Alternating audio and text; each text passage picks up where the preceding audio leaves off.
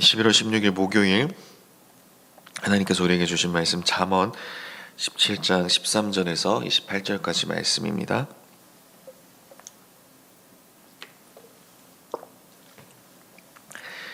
잠언 17장 13절에서 28절까지 한 절씩 교독하고 마지막 28절은 함께 읽도록 하겠습니다. 누구든지 악으로 선을 갚으면 악이 그 집을 떠나지 아니하리라. 다투는 시작은 둑에서 물이 새는 것 같은즉 싸움이 일어나기 전에 시비를 그칠 것이니라. 악인을 의롭다 하고 의인을 악하다 하는 이 두 사람은 다 여호와께 미움을 받느니라. 미련한 자는 무지하거늘 손의 값을 가지고 지혜를 사려 함은 어찌민고. 친구는 사랑이 끊어지지 아니하고 형제는 위급한 때를 위하여 낳느니라. 지혜 없는 자는 남의 손을 잡고 그의 이웃 앞에서 보증이 되느니라. 다툼을 좋아하는 자는 죄가를 좋아하는 자요 자기 문을 높이는 자는 파괴를 구하는 자니라. 마음이 굽은 자는 복을 얻지 못하고 혀가 패역한 자는 재앙에 빠지느니라. 미련한 자를 낳는 자는 근심을 당하나니 미련한 자의 아비는 낙이 없느니라. 마음의 즐거움은 양약이라도 심령의 근심은 뼈를 마르게 하느니라. 악인은 사람의 품에서 뇌물을 받고 재판을 굽게 하느니라. 지혜는 명철한 자 앞에 있거늘 미련한 자는 눈을 땅 끝에 두느니라. 미련한 아들은 그 아비의 근심이 되고 그 어미의 고통이 되느니라. 의인을 벌하는 것과 귀인을 정직하다고 때리는 것은 선하지 못하니라. 말을 아끼는 자는 지식이 있고 성품이 냉철한 자는 명철하니라. 미련한 자라도 잠잠하면 지혜로운 자로 여겨지고 그의 입술을 닫으면 슬기로운 자로 여겨지느니라. 아멘. 네, 다툼을 그치고 침묵하는 지혜라는 제목으로 여러분들과 함께 말씀을 나누고자 합니다. 이 잠언 말씀은 계속해서 우리에게 이 미련한 자의 모습이 어떠한지를 말씀해 주고 있습니다. 혹시 나에게도 그런 모습이 있는 것은 아닌가 돌아보고 또 그 길에서 벗어날 수 있도록 돕고 있는 말씀이죠. 오늘 본문을 통해서도 이 미련한 길을 벗어나고 지혜로운 길을 걸어가는 것에 대해서 어떻게 우리가 나아가야 하는지를 말씀해 주고 있습니다. 이 귀한 잠언 말씀을 통해서 이렇게 미련한 길을 벗어나고 지혜의 길을 걸어가는 우리 모두가 다 되기를 소망합니다. 13절 말씀입니다. 누구든지 악으로 선을 갚으면 악이 그 집을 떠나지 아니하리라. 이 악으로 선을 갚는 것, 이것은 은혜를 모르는 아주 배은망덕한 짓입니다. 이런 배은망덕한 짓을 하는 사람은 자신뿐만이 아니라 그 집안, 가족까지도 대가를 치르게 만들게 된다라는 것이죠. 이 다투는 시작은 둑에서 물이 새는 것 같은즉 싸움이 일어나기 전에 시비를 그칠 것이니라. 이렇게 시비를 따지며 계속 다툼을 일으키는 자, 그런 자는 이제 둑을 무너뜨리는 사람이다라고 잠언은 말씀을 합니다. 결국에는 둑을 무너뜨려서 홍수를 일으키게 되고 자신이 속한 그 공동체를 다 휩쓸어 버리게 된다라는 것이죠.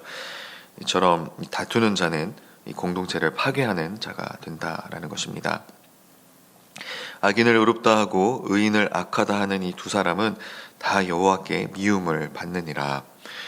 악인을 의롭다 하는 것, 또 의인을 악하다 하는 것, 이것은 다 이제 거짓 증언이죠. 하나님께서는 이 거짓 증언하는 것을 아주 미워하십니다. 그래서 10계명 중에도 이 9계명이 이웃에 대하여 거짓 증언하지 말라라는 말씀을 해주셨죠. 미련한 자는 무지하거늘 손의 값을 가지고 지혜를 사려 함은 어찌민고. 미련하고 무지한 자는 이제 돈으로 모든 것이 다 된다라고 생각을 합니다. 사도행전 이 8장 말씀을 보면 이 시몬이라는 사람이 나옵니다. 그 시몬이 이제 베드로가 이 성령의 권능을 행하는 것을 보고 자신이 그 권능을 돈으로 사고 싶다라고 이야기를 하죠. 그때 이제 이 베드로가 네가 이 돈과 함께 망할 것이다 라고 저주를 하게 됩니다. 이렇게 미련한 자는 이제 돈으로 지혜를 살 수 있다, 또 모든 것을 다 할 수 있다 라고 생각하지만 결국 그 돈으로 망하게 될 수밖에 없다라는 것입니다. 친구는 사랑이 끊어지지 아니하고 형제는 위급한 때를 위하여 낳느니라. 이제 친구와 이 형제의 소중함에 대해서 말씀을 하고 있죠. 지혜 없는 자는 남의 손을 잡고 그의 이웃 앞에서 보증이 되느니라. 이 보증을 서는 것은 이제 재산뿐만이 아니라 이 많은 것들을 파탄으로 몰아가게 됩니다. 결국 이 17절, 18절에서 말씀하고 있는 것은 이 만남이 너무나도 중요하다라는 것이죠. 친구와 형제, 이런 우리 주변의 이런 만남, 하나님께서 만남의 복을 주셔야 한다라는 것입니다. 그래서 우리는 늘 기도할 때 하나님께 만남의 복을 구해야 되겠죠. 또 이 새벽마다 오늘 하루도 또 이 만남의 복을 허락해 달라고 하나님께 간구하면 좋겠습니다. 그렇게 우리 모두에게 이런 하나님께서 주관하시는 그런 만남의 복이 임하기를 축복합니다. 다툼을 좋아하는 자는 죄가를 좋아하는 자요, 자기 문을 높이는 자는 파괴를 구하는 자니라. 자기 집에 이 문을 높이는 자, 문을 높여서 아무나 자기 집에 못 들어오게 만드는 것이죠. 이렇게 자기 집 문을 높이고 다른 사람과의 이런 관계를 가로막는 것, 이런 것들은 이제 또 공동체를 파괴하는 그런 모습이 될 수 있다라는 것입니다. 이 마음이 굽은 자는 복을 얻지 못하고 혀가 패역한 자는 재앙에 빠지느니라. 이 마음이 굽은 자, 이 굽은 마음, 즉 생각과 이 마음이 이 뒤틀리고 꼬인 사람은 복을 누릴 수가 없다라는 것입니다. 그리고 이런 비뚤어진 마음에서는 이 혀가 패역한, 이 패역한 말이 나올 수밖에 없다라는 것이죠. 결국 그렇게 마음이 뒤틀리고 그 뒤틀린 마음에서 패역한 말이 나오는 자는 20절에서 말씀하고 있는 것처럼 이 재앙에 빠질 수밖에 없다라는 것입니다. 21절, 22절입니다. 미련한 자를 낳는 자는 근심을 당하나니 미련한 자의 아비는 낙이 없느니라. 마음의 즐거움은 양약이라도 심령의 근심은 뼈를 마르게 하느니라. 우리의 미련함은 이 부모의 근심이 된다라는 것입니다. 결국 우리의 미련함이 부모의 뼈를 마르게 하는 일이 될 수밖에 없다라는 것이죠. 지혜는 우리만 살리는 것이 아니라 우리가 속한 이 가정, 또 부모님 또 살리는 길이 됩니다. 그렇기 때문에 우리는 계속해서 이 지혜를 구해야 한다라는 것이죠. 이 악인은 사람의 품에서 뇌물을 받고 재판을 굽게 하느니라. 이렇게 뇌물을 받고 재판을 굽게 하는 것, 그리고 앞서 살펴봤던 이런 거짓 증언, 그리고 또 이런 법률을 왜곡하는 이런 일들은 이 개인뿐만이 아니라 그 사회를 파괴하는 일이 될 수가 있습니다. 지혜는 명철한 자 앞에 있거늘 미련한 자는 눈을 땅 끝에 두느니라. 이 눈을 땅 끝에 둔다라는 것은 이 눈을 어디에 둬야 할지 모른 채 목적 없이 방황을 하는 그런 의미로 사용을 한 말입니다. 공허하게 그냥 멍하니 이 눈을 땅 끝에 둔다라는 것이죠. 미련한 아들은 그 아비의 근심이 되고 그 어미의 고통이 되느니라. 미련한 자녀는 부모에게 이런 심각한 짐이 될 수밖에 없다라는 것입니다. 의인을 벌하는 것과 귀인을 정직하다고 때리는 것은 선하지 못하니라.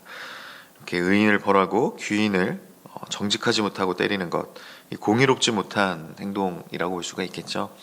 이 공의로우신 하나님의 이 성품과 일치되지 않는 그런 모습이라고 볼 수가 있겠습니다. 하나님께서 미워하시는 모습이죠. 마지막 27절, 28절입니다. 말을 아끼는 자는 지식이 있고 성품이 냉철한 자는 명철하니라.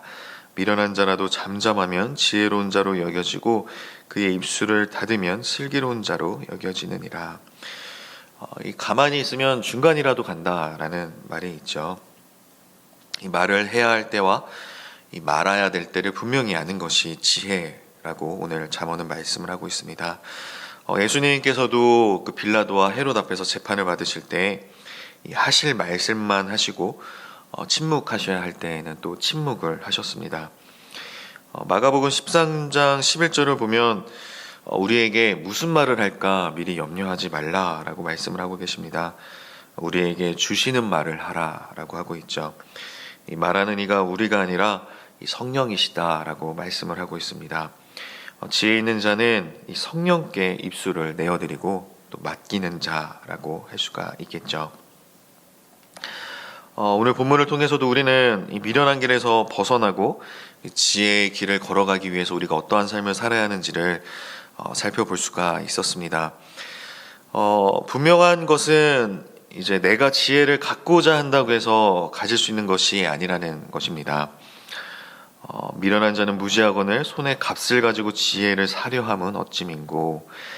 이 지혜는 이제 돈으로 살 수가 없는 것이죠. 힘으로 얻을 수 있는 것도 아니고 나의 능력이나 나의 외모나 지위나 명예로 얻을 수 있는 것도 아닙니다. 그럼 우리는 이 지혜를 어떻게 얻을 수 있는가?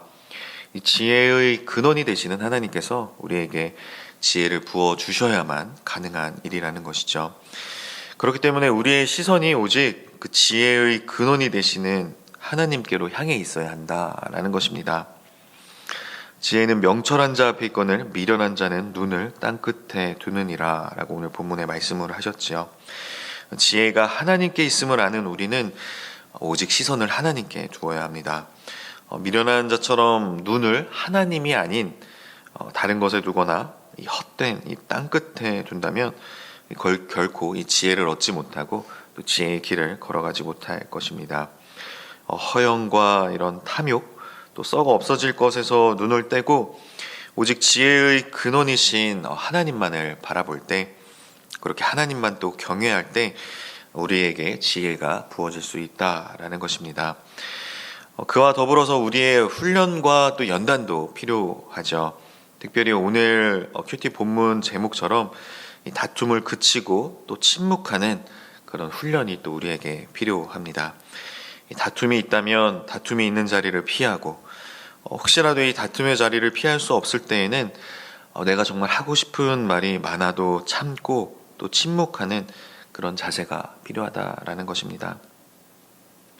그리고 침묵하는 가운데 하나님의 지혜를 구하고 이 성령께서 할 말을 주시기를 간절히 구해야 한다라는 것입니다. 그럴 때 우리를 통해 하나님의 지혜가 다른 사람들에게 공동체에 또 흘러가고 하나님께 영광을 올려드릴 수가 있게 된다라는 것입니다. 여러분 모두 그런 지혜자의 삶을 살아가시기를 주님의 이름으로 축복합니다.